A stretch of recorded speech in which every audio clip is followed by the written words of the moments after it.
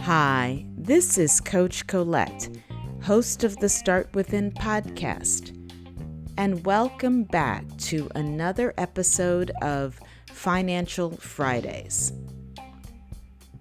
Did you know that each year marine plants produce more than a half of our atmosphere's oxygen?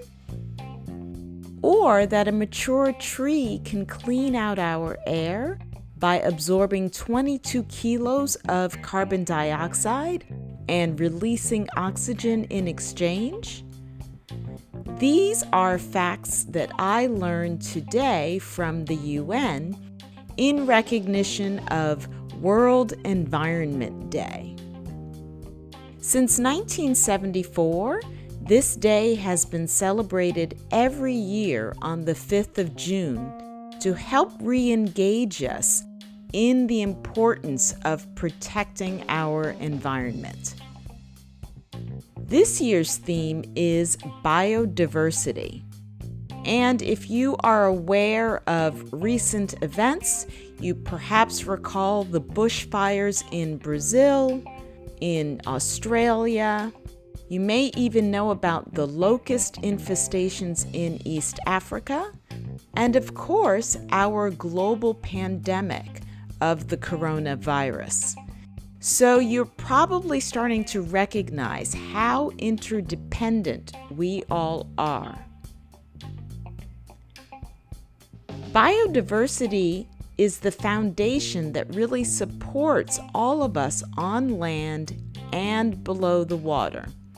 It affects every aspect of our health, including providing clean air and nutritious foods, helps us to better understand medicine and natural disease resistance, and how to mitigate climate change.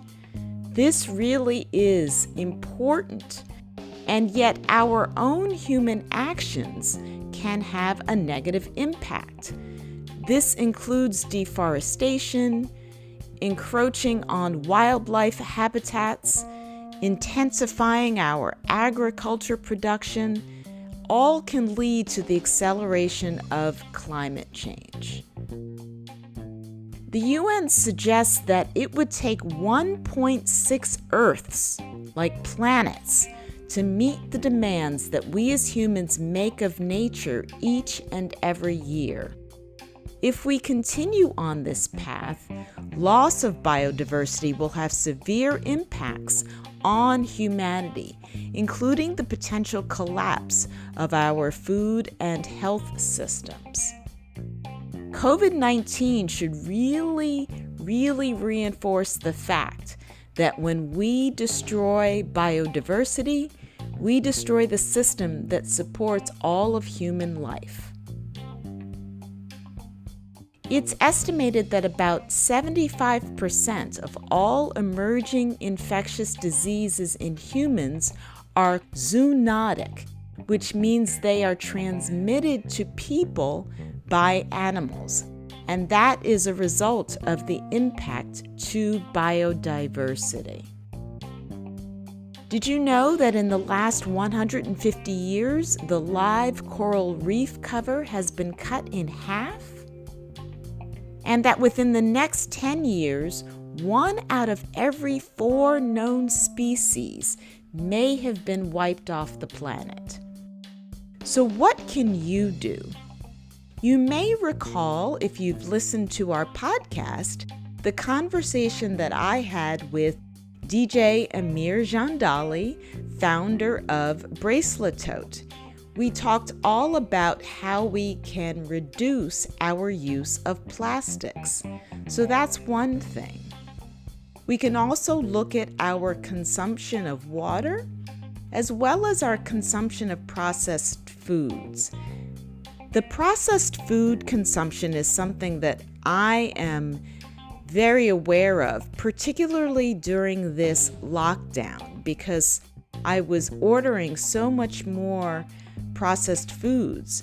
So my trash can has been filled with all of the wrappers.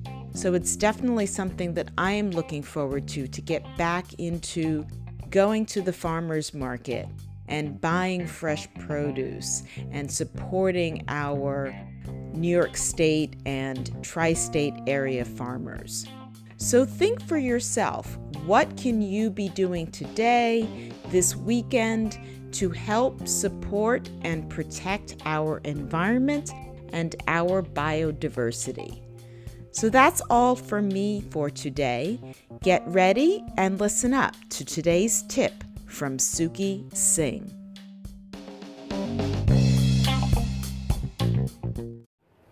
Hello everyone, this is Singh aka Investing of the Investing Podcast with your weekly Financial Friday tip. Now, since we've been in quarantine, now is a great time to fix up your house or apartment with some do-it-yourself projects. You can go to Lowe's and Home Depot now and pick up some valuable tools and items to help fix up your apartment or house. Usually they have things at a great discount right now, especially with everything that's happening, so you can get some great deals. With that said, that is your weekly Financial Friday tip, and I'll speak to you soon. Bye-bye. Hi, it's Coach Colette again, back for another episode of Unplugged. And although this is the first Friday in June, it feels like it's been another one of those times where we've had a whole month in 1 week. These recent events with the murders of George Floyd and Breonna Taylor have been impacting all of us on different levels. You know, in these Unplugged segments, I aim to be real and transparent about some of my experiences in all of this. And so this past week, I really have been thinking about why these recent events have been really impacting me. And it even sounds silly to say it out loud.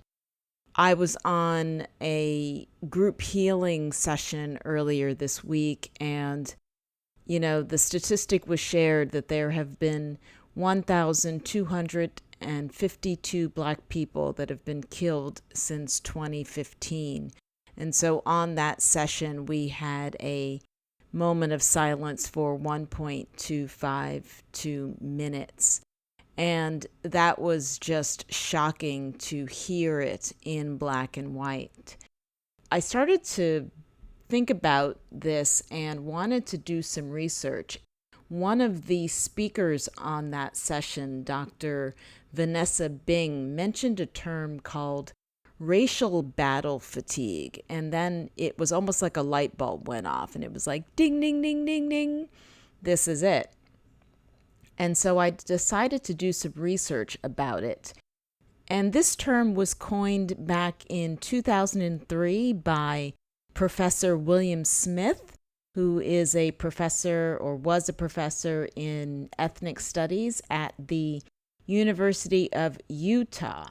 The original phrase was being used to describe the social and psychological stressors or stress responses from being an African American male on a historically white campus.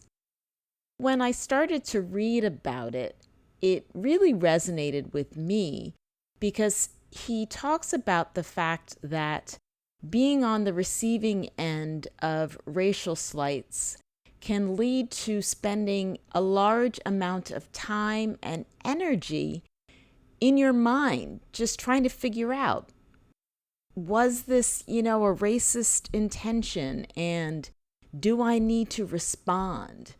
And so Smith stated that as a result, many of the African American males on campus would perceive the environment as being extremely stressful and exhausting, and it would really diminish their sense of control and lead to feelings of loss and strain and frustration and injustice because of all of the chronic racial microaggressions and macroaggressions. That's what I realize is what I've been feeling this week. Smith was documenting that the emotional and physiological symptoms that come from subtle and overt forms of either verbal or nonverbal microaggressions can lead to more traumatic psychological and physiological stress symptoms.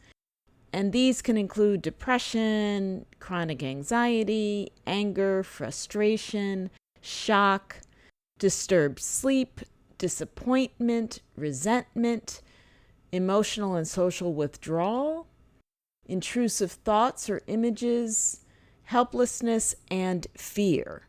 I don't know about you, but I've probably cycled through many, if not all, of those symptoms.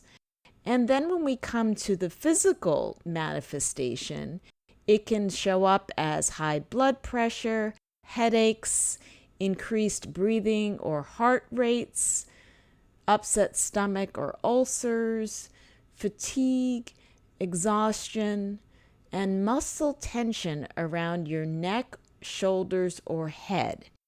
I will tell you that last Saturday, I had a migraine episode for the first time in I don't know how many years. I was trying to think about granted the day before I had 6 Zoom calls, but I still think that I've had 6 Zoom calls before and didn't get a migraine.